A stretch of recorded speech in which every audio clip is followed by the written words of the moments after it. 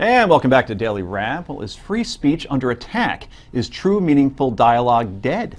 That's the question, or questions, a refreshing and timely new book by Guy Benson and Mary Katherine are asking, called End of Discussion: How the Left's Outrage Industry Shuts Down Debate, Manipulates Voters, and Makes America Less Free and Fun. The authors are here with us now. Guy is the political editor of townhall.com. He's a radio host and a Fox News contributor. Mary Katherine is editor-in-large of hotair.com and also a Fox News contributor. And both were born after 1980, which really makes me feel like a geriatric. How do you think I feel? Yeah, I did not like looking that up and seeing that. Anyway.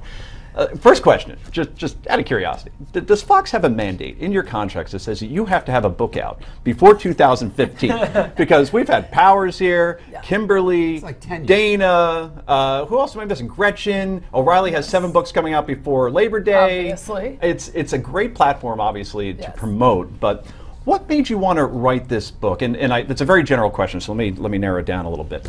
We talked about in the open meaningful and more meaningful and more genuine dialogue. Right. And it seems, and I used to be a producer first, and now I'm a media critic on top of doing this.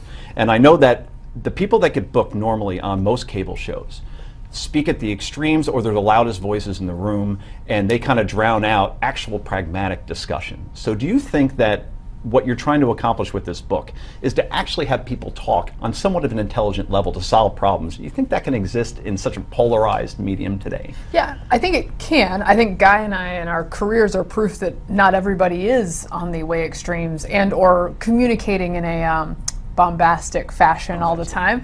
We have a different style, and yet we have a home on cable news, and so that's good.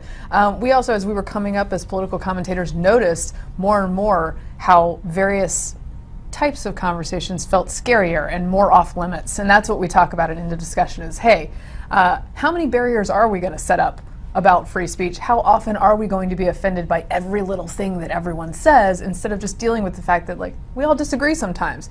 Doesn't mean people are evil, and we can actually have a discussion about it. So I couldn't help but notice, and I agree with everything you just said, and I agree with the premise of your book, and I think you know what I'm about to say, though. You lay it all at the feet of the left. We don't. Well, a lot of it. Cover says what? No, you do. You lay most of it at the feet of the left. Yes, absolutely. And that troubled me a bit. It won't surprise you. I mean, it's certainly the left does that, or elements of the left do that. But then so do elements of the right. And if you don't believe that, just look at my Twitter feed. So that did trouble me. I mean, you're absolutely right. There's not enough dialogue. People get too angry, and it's very silly. Your style is, as you described it. I think you know that mine's very similar. So why lay it on the left? Why not everybody? Because they deserve it. Go ahead, Guy. Yeah, no, we do, and we know that you've read the book cover to cover, Rich. So you're aware that Actually, you know what? I listened to an interview, somewhat obscure. I don't even know who it was, but I spent the morning listening to an interview you guys had done, and you got into it a bit. Yeah, and we do absolutely call out our own side in End of Discussion. We even do an outrage confessional where I give an example of a time that I contributed to sort of the outrage culture and sort of did a mea culpa on that. So it's not exclusively the province of the left at all. But it's easier to sell the book if you say it's the left. No, it is. No, it's actually a real problem. It is actually a real problem that is mostly residing on the left, and it's not just the two of us who believe that. We interview and talk to a lot of people on the left and quote a lot of people on the left who are looking around and saying, you know what, this is mostly a problem that we're having.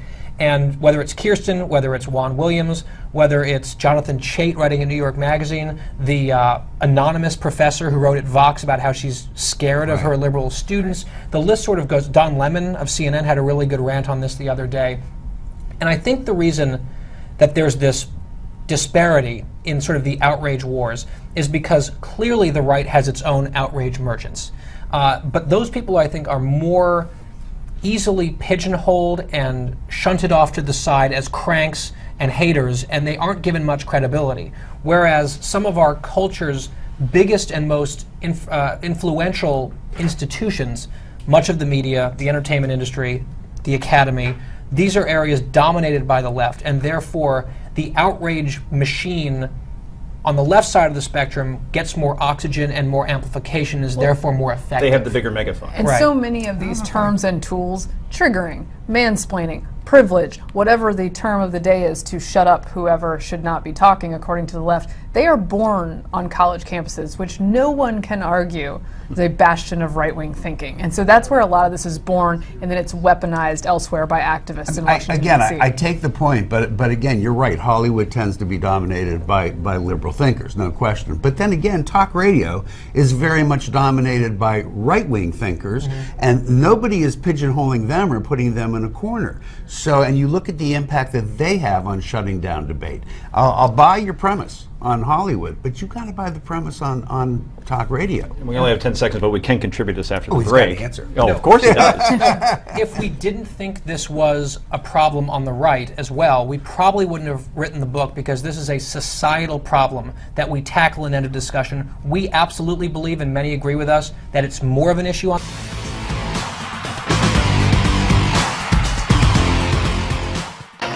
Now,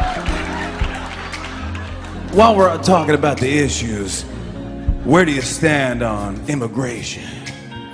Well, Jimmy, we're a nation of immigrants, and I believe everyone should have the chance to achieve the American dream. And to translate that for all your Spanish-speaking viewers, somos una nación de inmigrantes, y creo que todo el mundo debería tener la oportunidad de alcanzar el sueño americano. Whoa, whoa, whoa, whoa, whoa, whoa. Hold the telephono. I know you just got back from Miami, but I think I was interviewing Governor Pitbull.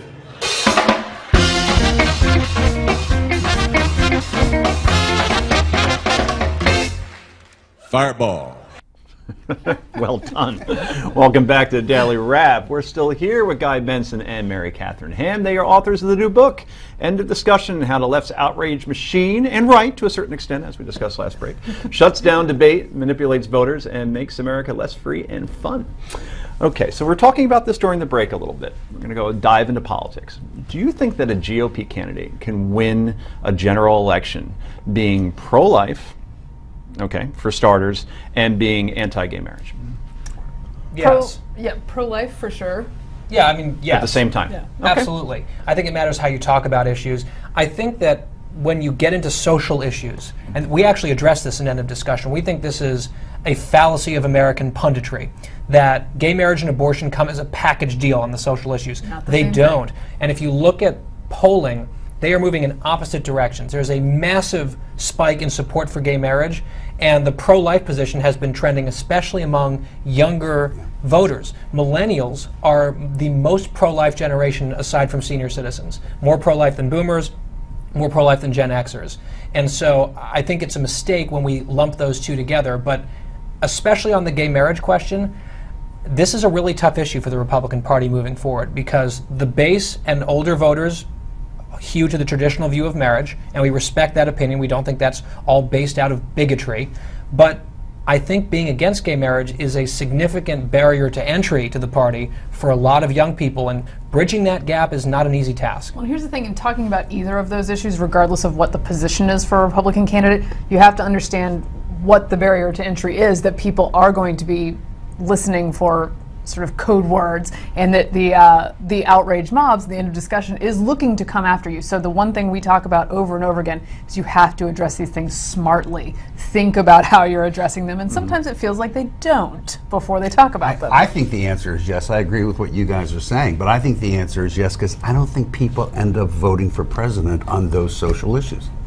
They may care about them, they may agree or disagree with that candidate, but that's not why they vote. It's a wallet issue, you think? Very few. There are some. It's an issue in terms of wallet. They vote their wallets, and maybe in Also 2016. personality, Well, yeah, you're so right. It is. I always say it. Running for president's like running for senior class president in high school. You're absolutely right. If they like Jeb Bush, then they like Jeb Bush. They may not like everything he thinks, but they like him. And I think that's what it came down to in 2012. I think ultimately that Mitt Romney couldn't sell the fact that he cared about people. Whether that was fair or unfair, I thought it was unfair. But the gecko caricature certainly resonated, and in the end you saw the exit polls, something like 80% said President Obama can relate to me more. Even though he doesn't have the ability to solve the problem, yeah, I like him better and I'm more comfortable. He cares about me. Right. And by the way, in response to your question, can a Republican who's pro-life and pro-traditional marriage win nationally? I would direct you, and obviously he's got some problems at home now, But look at Chris Christie in New Jersey, his re-election. This is a pro-life, anti-gay marriage Republican in a very blue state who won 60% of the vote in 2013. Right. Of course someone like that can win nationally.